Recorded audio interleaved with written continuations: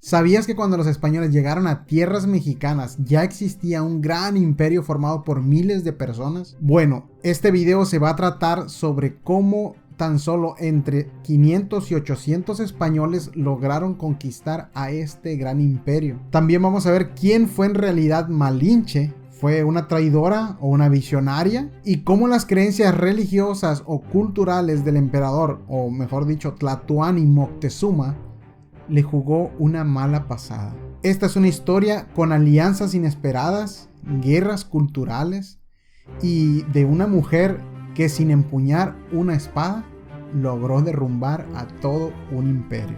Porque antes de que los barcos españoles llegaran a México, ya existía este gran imperio mexica, que muchos lo conocen como azteca. Pero antes de continuar vamos a explicar bien quién fueron los aztecas y quién los mexicas. Los aztecas eran los que vivían en Aztlán y de ellos salió un grupo de personas que fueron a buscar un águila. Esta águila tan famosa que está en el escudo de la bandera de México, que es el águila devorando una serpiente encima de un nopal. Cuando los aztecas encontraron el águila dijeron: aquí vamos a hacer nuestra ciudad, la ciudad de Tenochtitlán. Y una vez que pasó esto se cambiaron el nombre a mexicas y por eso se les llamó México, o sea, México, el lugar de los mexicas. Entonces Tenochtitlán, la capital mexica, se alzaba sobre un lago, con canales como los de Venecia y templos que para ese entonces se consideraba que tocaban el cielo, de altos que eran. Y en su máximo apogeo se convirtieron en una superpotencia que gobernaba con puño de hierro. Cobraba tributos, exigía lealtad a las demás tribus y aparte exigía sacrificios humanos. Pero no todos estaban de acuerdo ante esto, porque tlaxcaltecas, totonacas, mayas y otros pueblos se sentían oprimidos y deseaban en verdad liberarse del pueblo mexica. Y mientras todo esto ocurría, del otro lado del mundo estaban los españoles, un imperio hambriento de gloria, oro y almas por convertir al cristianismo. Dos mundos completamente distintos que iban a chocar. Corría el año 1519 cuando los barcos españoles llegaron. Y pongámonos en perspectiva en la piel de un nativo, ya que cuando ellos ven estos 3 barcos acercándose por el mar, ellos ven unas gigantes bestias, que para ellos parecieron como unas bestias enormes que venían llegando a tierra desde el mar. Y cuando desembarcan en Veracruz, eran alrededor de entre 500 y 800 soldados españoles. Traían cosas que ellos jamás habían visto: armaduras y espadas de acero, cañones que explotaban y rugían como truenos, y lo más peligroso, con una mentalidad no de negociar. Ellos venían a conquistar. Entonces, en una batalla en Tabasco, les da su primera victoria y con ella le regalan 20 esclavas a Hernán Cortés. Entre ellas venía una mujer que se le conocía como Malintzin o Chicomi Malinali, que hoy en día la gran mayoría la conoce como la Malinche. Pero al final te diré quién era en verdad la Malinche, porque nosotros la conocemos a ella como la Malinche, pero en realidad era alguien más.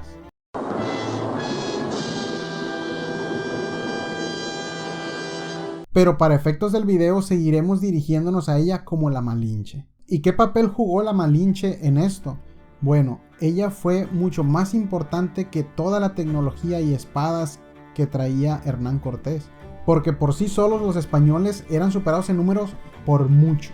Y en esta situación la Malinche se vino a convertir en el arma más poderosa de Hernán Cortés. Hablaba náhuatl, que era la lengua de los mexicas, y también hablaba maya. Ella funcionaba como una intérprete y muy pronto aprendió también a hablar español.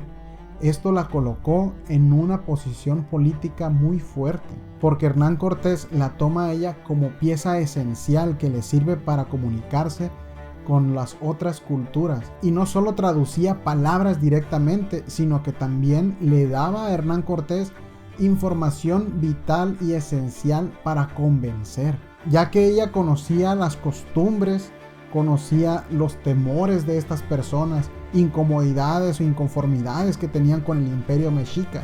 Y muchos creen que Hernán Cortés se impuso a pura fuerza bruta, pero no, la realidad es mucho más astuta, calculada y profunda. Porque en realidad el imperio mexica no fue derrotado por los españoles, fue derrotado por los miles de indígenas que estaban en contra de ellos.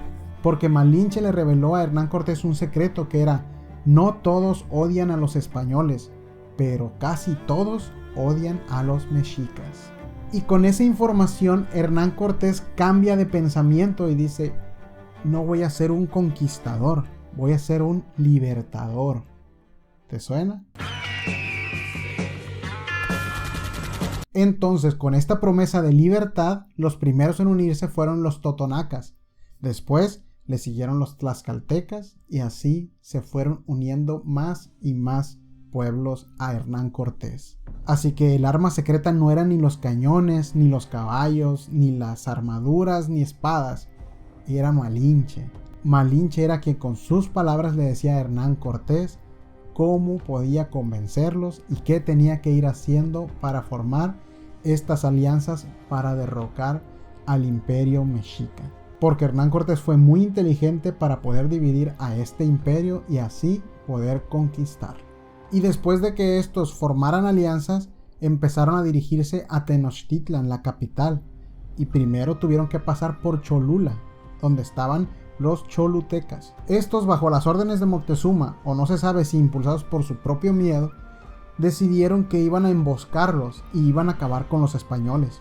Ellos tenían el poder para hacerlo, pero esta emboscada fue descubierta. Llegó a oídos de Malinche y Malinche le avisó a Hernán Cortés, que obviamente Hernán Cortés tomó la decisión de atacar primero. Entonces, sin previo aviso, los españoles y todos sus aliados indígenas llegaron a Cholula y no solo pasaron como pasar por otra ciudad aliada, sino que llegaron y arrasaron con todo. Incendiaron casas, templos, mataron gente. Y aquí hay un quiebre cultural también, porque para ellos el objetivo en una guerra no era exterminar al enemigo, era someterlo.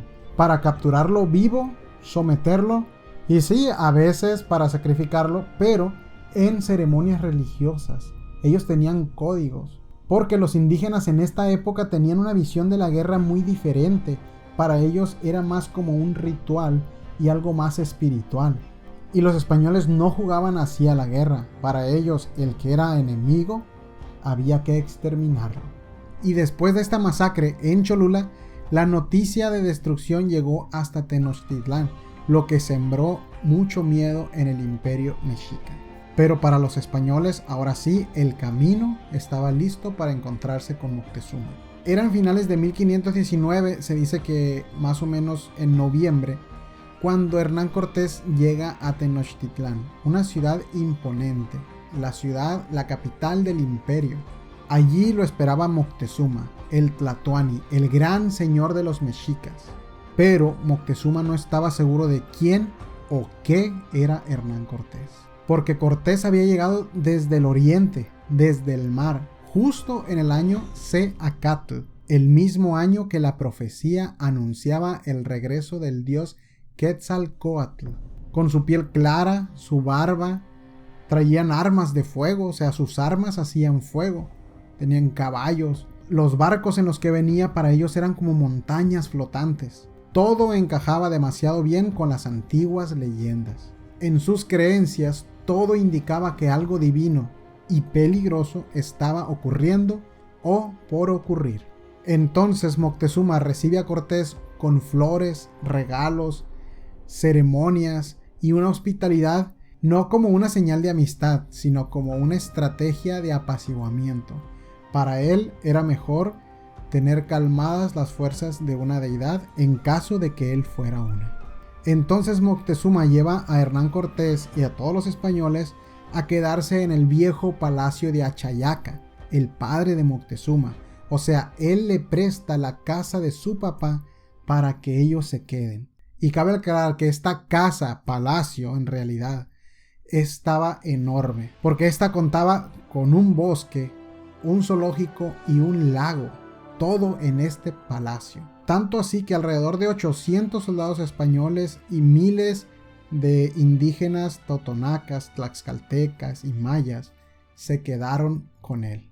Y en las casas grandes de este palacio, todas las paredes y techos estaban cubiertas de lámina de oro puro. Y al ver todo esto, a los españoles le brillaron los ojos. Empezaron con espadas y con lo que pudieron a remover todo el oro de las paredes y de los techos. ¿Qué hicieron? Empezaron a juntar todo este oro para fundirlo y poder robarlo y saquear.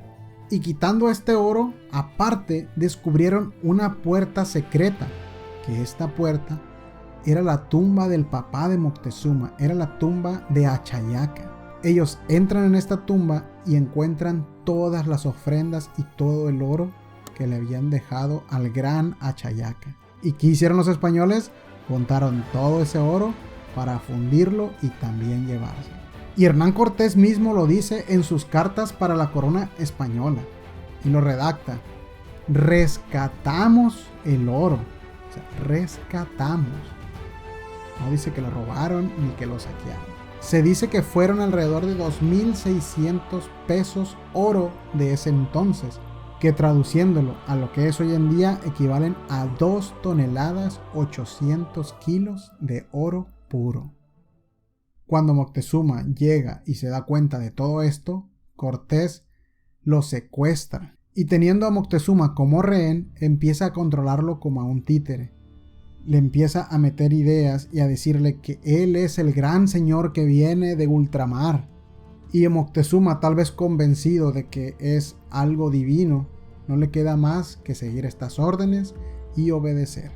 Todo continuó así durante meses y durante este tiempo una amenaza inesperada llegó, porque en realidad Hernán Cortés no tenía permiso de llegar y conquistar todo. Ellos eran solamente una avanzada que venían a ver cómo estaba la situación aquí para después venir, pero no era Hernán Cortés quien tenía que conquistarlo todo, ya que por esto Hernán Cortés estaba obteniendo muchísimo poder y a la corona española ya no le estaba gustando esto porque se podía rebelar contra ellos. Entonces mandaron a otra avanzada para encarcelar a Hernán Cortés. Hernán Cortés, al enterarse de esto, va y los enfrenta y les gana. Pero al volver a Tenochtitlán se encuentra con una pesadilla porque sus hombres que había dejado al mando de Pedro de Alvarado masacraron a unos nobles en una ceremonia religiosa. Y aquí la historia se divide en dos versiones, la española y la mexica. Porque los españoles cuentan que Moctezuma salió a querer calmar al pueblo mexica. Y cuando él intentó esto, el pueblo lo vio como un traidor y entonces empezaron a apedrearlo hasta que lo hirieron tanto que murió. Pero la versión mexica dice que los españoles fueron quienes mataron a estos nobles y entre ellos también a Moctezuma. Y cuando el pueblo pedía ver a Moctezuma, pues Moctezuma ya no existía, ya estaba muerto. Y los españoles, a modo de infundir terror, sacaron el cuerpo de Moctezuma, lo empalaron en la cima del templo, lo amarraron y lo expusieron de esta manera. Y ya estando ahí el cuerpo de Moctezuma, los mexicas al ver esto empezaron a pelear a los españoles y los españoles lo que hicieron fue que lo aventaron y donde lo aventaron se fueron a esconder de nuevo en el templo y se refugiaron allí dentro. Y entonces los mexicas tomaron el cuerpo de Moctezuma y lo veneraron como su gran Tlatoani, porque este se dice que fue uno de los tlatoanis o emperadores más queridos de todos. Bueno, lo que sí es que ya estando dentro escondidos los españoles, los mexicas empiezan a dejar de darles comida ni agua. Ya los limitan de todo y no pueden salir. Entonces Cortés dice tenemos que irnos y deciden a los caballos forrarles los cascos con gamuza para que estos no hagan ruido cuando van saliendo y salir a hurtadillas del palacio.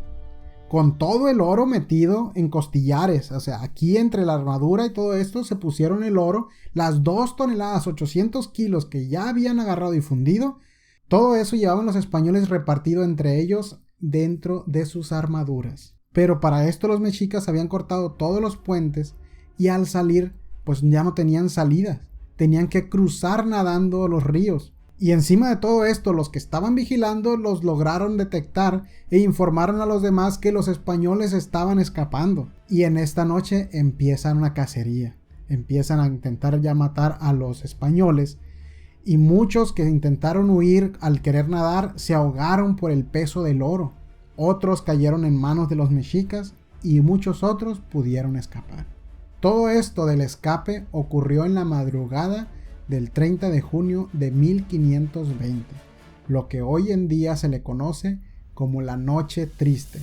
Y se le conoce así porque se dice que Hernán Cortés, al ver todo esto, se vio perdido y fue a llorar bajo un árbol ahuehuete. Y en medio de todo este caos, la Malinche vuelve a escena, ya que ella es quien mantiene viva la alianza de los tlaxcaltecas y otros pueblos que todavía apoyaban a Hernán Cortés, ya que gracias a su mediación y pláticas con los líderes tlaxcaltecas y de demás pueblos, esta noche no se convierte en una aniquilación total y logran rescatar y salvar a muchos españoles que también les dan asilo, y es en donde se quedan con ellos.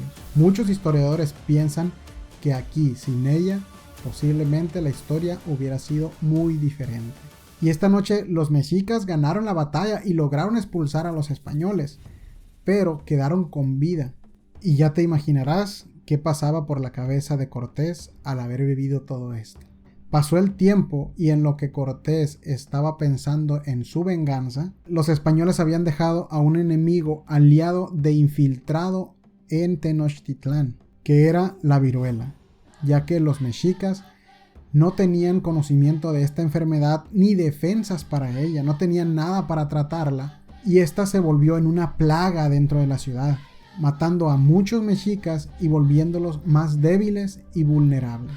Y cabe aclarar que en verdad la viruela fue una plaga para ellos, ya que muchos nobles que eran como cabecillas de los mexicas, e incluso el Tlatoani Cuitláhuac, que fue quien se quedó después de Moctezuma, también falleció por esto. Sin saber, los españoles habían dejado un arma biológica. Y cuando Cortés volvió a Tenochtitlán, se dice que venía acompañado de 100,000 indígenas aliados a derrocar el imperio mexica. No venían a negociar, no venían a nada más que exterminar. Y esta batalla duró durante 93 días. Por 93 días los mexicas estuvieron resistiendo este asedio, este ataque tan brutal que traían los españoles acompañados de sus aliados indígenas, pero el final era inevitable. ¿Y la Malinche? Bueno, ella fue la clave para negociar rendiciones, hablar con líderes de ciertos pueblitos para lograr derrocar por completo al imperio mexica. Hasta que finalmente el 31 de agosto de 1521 Tenochtitlán cayó.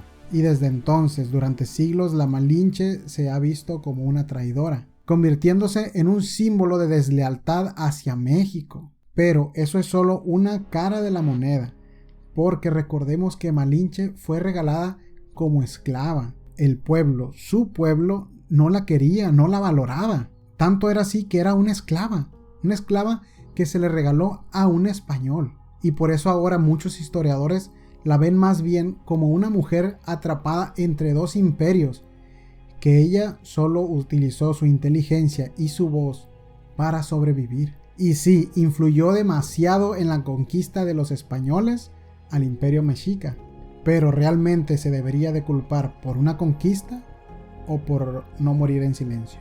Su figura nos obliga a preguntarnos qué hubiéramos hecho nosotros.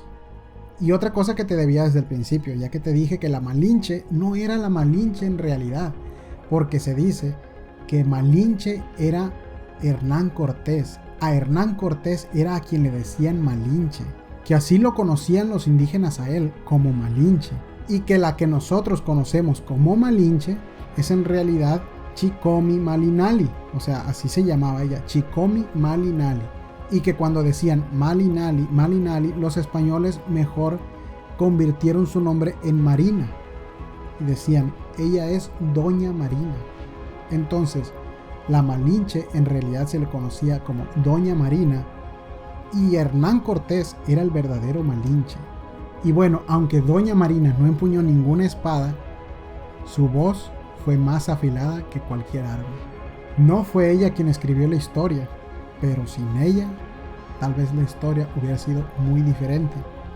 Y recordemos, la historia no se divide entre buenos y malos. Más bien es una lucha de poder y un intento por sobrevivir. Muchas gracias por ver el video. Y si el video te gustó, no olvides dejar tu like y suscribirte si no lo estás, para que así me puedas ayudar a mí a que el algoritmo me trate mejor y a ti a que no te pierdas del contenido que voy a subir próximamente.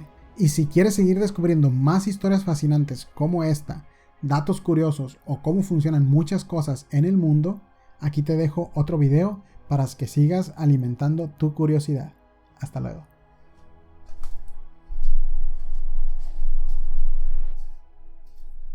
A la madre, güey. Me dan las rodillas.